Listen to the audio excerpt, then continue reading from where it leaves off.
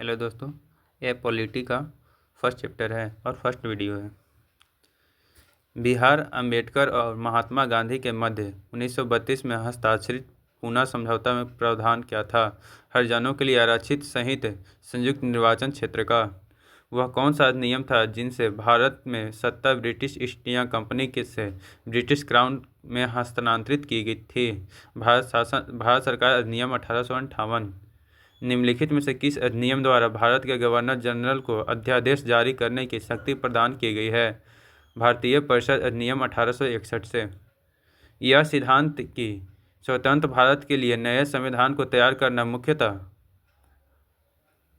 यद्यपि अकेले नहीं खुद स्वयं भारतीय की जिम्मेदारी होनी चाहिए, पहली बार निम्नलिखित में से किस एक में स्वीकार किया गया था?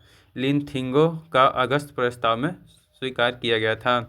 रेगुलेटिंग एक्ट पारित कब किया गया था? 1773 ईस्वी में पारित किया गया था। भारत के गवर्नर जनरल को किस एक्ट के द्वारा अपनी सीमित समिति के निर्णय को अस्वीकार करने का अधिकार मिला? 1786 के अमेंडमेंट एक्ट से। पिट्स इंडिया एक्ट किस वर्ष पारित हुआ था? 1784 ईस्वी में पारित हुआ था।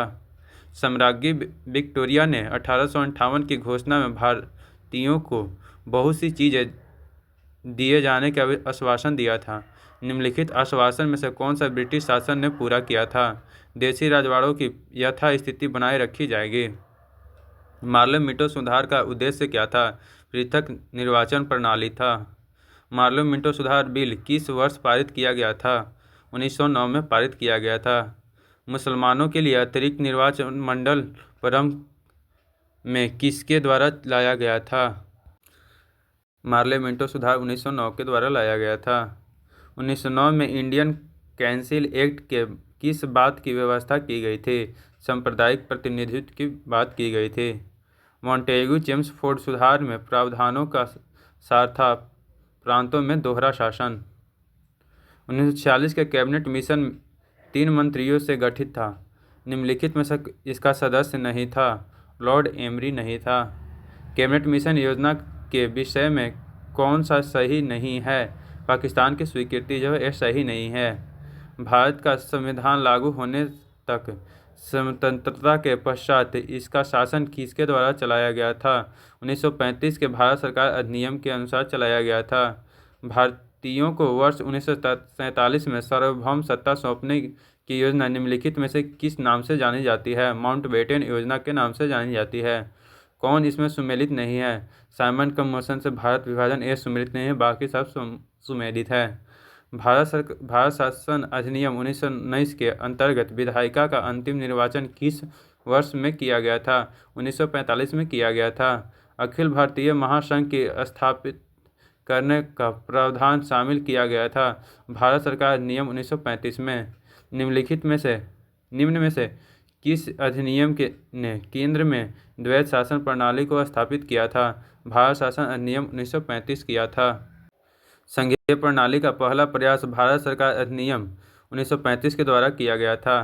प्रांतीय स्वायत्तता शुरू करने के लिए भारत की ब्रिटिश सरकार द्वारा कौन सा अधिनियम पारित किया गया था? 1935 का भारत सरकार अधिनियम पारित किया गया था। भारत में सचिव का पद किसके द्वारा निर्मित किया जाता है? भारत सरकार अधिनियम 1858 के द्वारा पारित किया जाता है। किस भारत सरकार अधिनियम के तहत पहली बार विधायिका में कुछ निर्वाचित प्रतिनिधित्व को मंजूरी मिली थी? भारत सरकार अधिनियम 1909 के द्वारा। भारत सरकार अधिनियम 1935 द्वारा स्थापित संघ के अवशिष्ट शक्तियाँ किसे दी गई थी? गवर्नर जनरल को दी गई थी।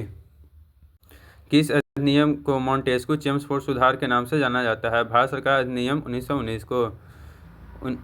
भारतीय स्वतंत्रता अधिनियम यूनाइटेड किंगडम की संसद का एक अधिनियम है जिसे 1947 में ब्रिटिश भारत को भारत और पाकिस्तान के 2 नए स्वतंत्र उपनिवेश में विभाजित किया था। किस भारत सरकार अधिनियम के तहत पहली बार विधायिका में कुछ निर्वाचित प्रतिनिधित्व मंजूरी दी गई थी? भारत सरकार अधिनियम 1919 के द्वारा प्रांतों में द्वैध शासन लागू किया गया था। भारत सरकार अधिनियम 1935 के द्वारा प्रांतीय स्वायत्तता दी गई थी।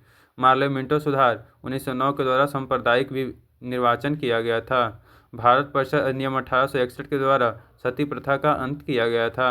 भारत सरकार अधिनियम 1858 के द्वारा ब्रिटिश शासन शक्ति में आया था।